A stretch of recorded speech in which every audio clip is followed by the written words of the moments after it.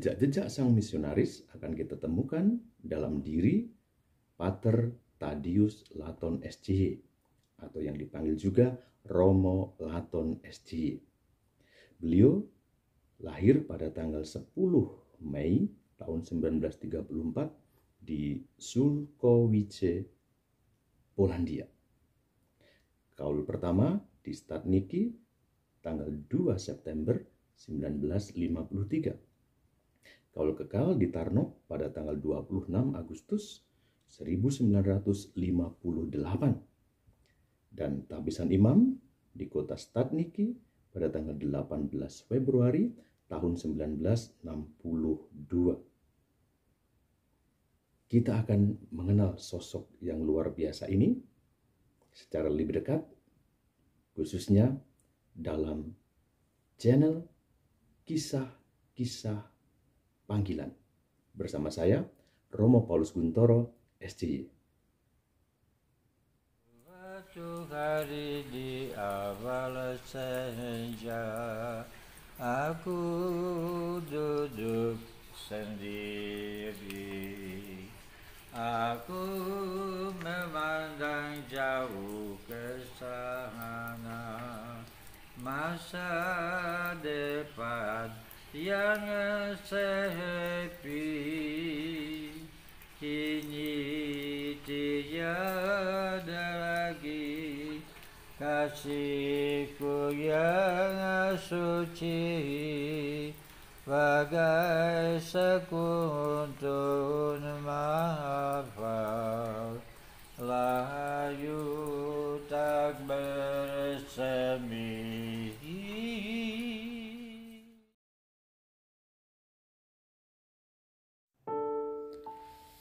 Pater Thaddeus Laton SCY mengenang pesawat Air India, maka dalam bayangan beliau akan teringat perjalanan dengan teman-teman misionaris dari Polandia menuju ke Indonesia pada awal tahun 70-an. Dengan rute perjalanannya Polandia, Roma, India, dan akhirnya ke Indonesia. Setelah tiba di Indonesia, sejenak para misionaris-misionaris muda ini mempelajari bahasa Indonesia di Yogyakarta, dan untuk selanjutnya ditugaskan sebagai misionaris di Keuskupan Tanjung Karang dan Palembang. Pater Laton cukup lama bekerja di Keuskupan Tanjung Karang dan juga di Keuskupan Agung Palembang sampai pada masa pensiunnya. Mobil Land Rover menjadi bukti kesaksian hidupnya sebagai misionaris yang telah berkeliling Keuskupan Tanjung Karang maupun di Keuskupan Agung Palembang. Mengenal sosok Pater Laton SCY, saya diperkenalkan oleh salah satu karakter murid Yesus yang tegas, keras dalam prinsip, namun sederhana dan hidup apa adanya. Bekerja keras dan memiliki keterampilan dalam merawat mobil, juga alat-alat elektronik lainnya. Dalam hidup sebagai seorang imam, ia adalah seorang imam yang taat, yang setia, yang suci. Ibadat harian, misa, adorasi, rosario adalah rutinitas yang selalu beliau hayati sebagai seorang imam hati kudus Yesus atau Dehonia. Kesederhanaan kadang-kadang ekstrim. Bajunya terkadang jarang diganti. Kalau memang belum begitu kotor, aduh, capek deh. Bahkan ketika kakinya dulu masih bisa menggunakan sandal jepit, sandal jepitnya sampai menjadi sandal jepit tua renta. yang tidak mau diganti. Padahal serampatnya sudah putus atau talinya sudah putus, namun dia menggantinya dengan tali rapia. Oh my God. Selain itu, ada kata-kata atau frase yang maaf sebenarnya kata-kata ini cukup kasar bagi orang Jawa khususnya, namun sebenarnya sebagai ungkapan keakraban dengan orang-orang yang sudah dikenalnya, yaitu kata bajingan. Kalau di Spanyol, hijo de puta. Ternyata merek minuman, ya, merek minuman. Nah, kalau kita mendengarkan beliau mengatakan kata-kata itu, maka kita harus bisa mengartikan bahwa ini adalah ungkapan keakraban. Sama sekali bukan penghinaan atau berpikiran negatif kepada umatnya. Setelah beberapa tahun tugas di Palembang, beliau mengalami gangguan pada kaki kanannya, yaitu mengalami sakit kaki gajah. Beliau bercerita bahwa saat ke stasi dan terpaksa melewati rawa-rawa atau sungai, tidak jarang kakinya terpaksa menyeberang ke tanah yang kotor, lumpur, sehingga lama-kelamaan terjangkit penyakit kaki gajah yang pada zaman itu sering menyerang masyarakat. Mengenal sosok Romo Laton pada masa tuanya, kita akan menjumpai seorang imam yang murah senyum, bersuka cita, sering bernyanyi, khususnya lagu-lagu kenangan. Tembang kenangan yang sering beliau nyanyikan adalah Senja Kelabu. Tampaknya lagu ini merupakan lagu favorit beliau. Mengenal sosok Pater Laton, saya juga mengenal sosok pendoa, sosok yang jujur dan tampil apa adanya di hadapan sesamanya, juga di hadapan Allah. Selama 9 tahun, hidup bersama beliau di komunitas Rumah Dehon KM7 Keuskupan Agung Palembang, saya mengenal beliau adalah sosok imam pembawa sukacita, penghibur dalam komunitas, rendah hati, taat, dan setia. Ia sangat mencintai Keuskupan Agung Palembang. Ia sangat mencintai pelayanannya, yaitu sebagai imam yang melayani sakramen pengakuan dosa kepada umat, kepada para suster, khususnya suster-suster Karitas maupun suster-suster Hati Kudus di Keuskupan Agung Palembang.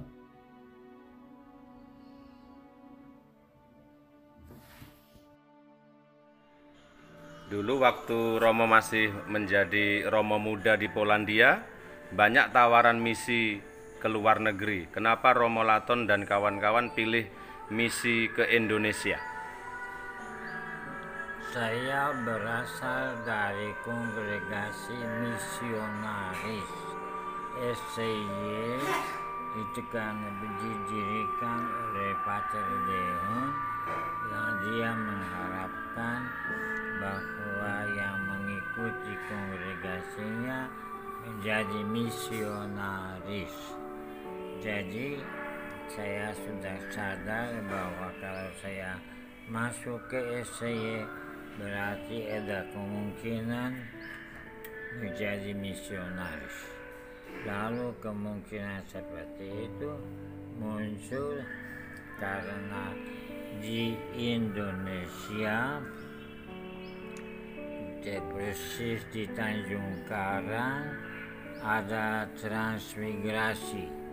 Orang Jawa ditransmigrasikan ke Sumatera. Di antara mereka ada yang Katolik. Lalu tidak ada pastor yang bisa mengurus mereka. Akhirnya dia, Pastor Hermeling itu minta pastor di Polandia.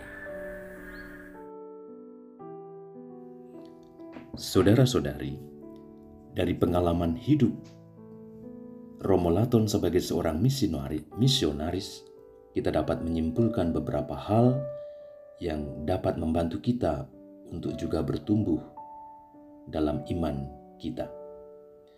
Yang pertama adalah, sebagai seorang misionaris, ia menghayati bahwa hidupnya adalah suatu perjalanan, suatu peziarahan, kamino.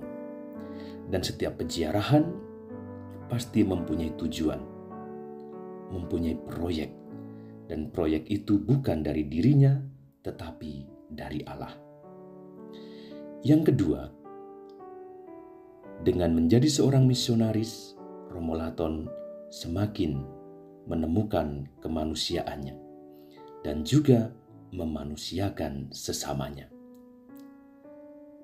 Yang ketiga, Romo Laton menjalani misinya bukan sebagai seorang pribadi saja, tetapi ia menghadirkan komunitas, ia menghadirkan gereja.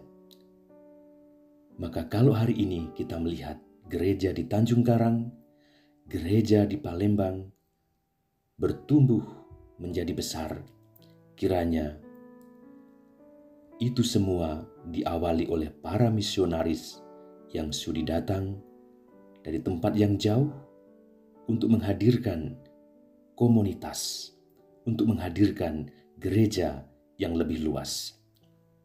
Maka dari sini kita juga dapat melihat bagaimana peran SCY dalam menumbuh kembangkan gereja baik di Keuskupan Tanjung Karang maupun di Keuskupan Agung Palembang. Yang keempat, hidup sebagai seorang misionaris, Romo Laton juga menghadirkan hidup yang teologal, yaitu hidup dalam semangat iman, pengharapan, dan kasih. Yang kelima, hidup sebagai seorang misionaris adalah hidup dalam kelimpahan. Dan Romo Laton telah menghayati hidupnya dalam kelimpahan berkat dari Allah itu. Sejak usia mudanya sampai ia pensiun, Allah tidak pernah meninggalkan dia. Justru rahmat semakin berlimpah dari orang-orang yang ada di sekitarnya. Kendati Romo Laton sakit, tetapi cinta Allah ditampakkan dalam diri orang-orang yang hidup bersamanya, baik para romo-romo SCY, bruder-bruder SCY, ataupun para suster dan awam yang mencintai dia. Yang keenam, hidup sebagai seorang misionaris membutuhkan kesetiaan dalam mengikuti Kristus. Dan Romo Laton sudah tidak terbantahkan bahwa hidupnya adalah hidup yang mengikuti jalan Kristus. Yang ketujuh dan terakhir, hidup sebagai seorang misionaris adalah hidup di dalam terang Roh Kudus. Dan kalau kita berani hidup di dalam terang Roh Kudus, maka di sana ada kebenaran, di sana ada kehidupan, di sana ada berkat. Walaupun mungkin kita menderita, tetapi di sana juga ada kebebasan, ada pembebasan karena terang Roh Kudus itu. Maka seperti hidup Romo Laton, bahwa dia tidak ingin menggenggam semua apa yang dia miliki, tetapi akhirnya dalam terang Roh Kudus dan dengan kebebasan, ia akhirnya mengembalikan semuanya itu kepada Allah sendiri, kepada hati kudus Yesus yang selama ini telah menjadi pusat hidupnya dalam peziarahan hidup sebagai seorang misionaris. Pada kesempatan yang baik ini juga, saya secara pribadi mengucapkan selamat ulang tahun kepada Romo Laton yang ke-89. Semoga Romo Laton senantiasa sehat, semakin kuat, dan dapat kembali melayani umat. Saya tahu Romo Laton menyukai lagu Senja Kelabu. Ini adalah tembang kenangan. Maka sebagai hadiah, nanti kita akan bernyanyi bersama secara khusus untuk Romo Laton. Sehat selalu, berkat melimpah untuk Pater Tadeus Laton SCY. Dios te bendiga.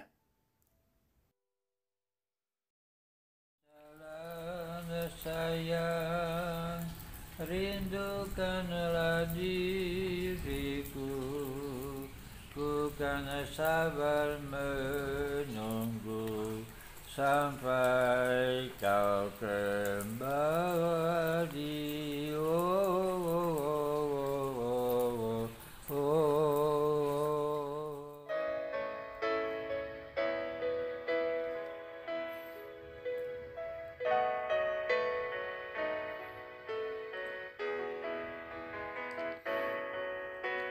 Suatu hari di awal senja,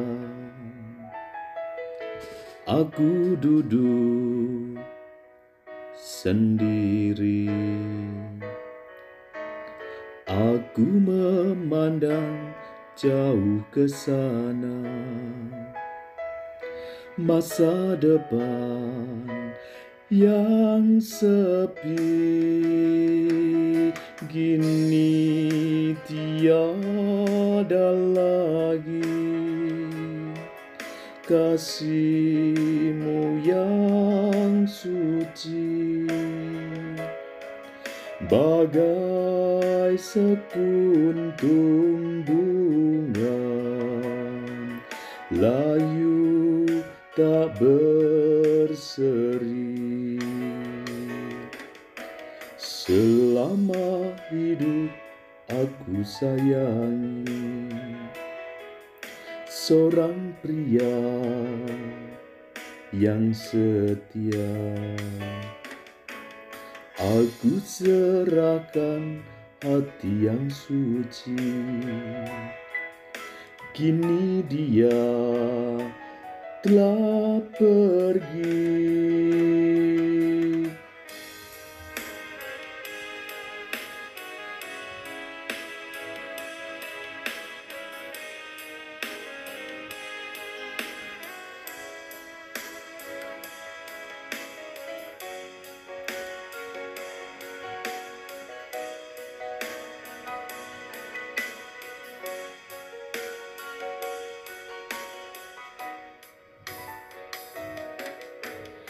Senja yang cerah jadi kelabu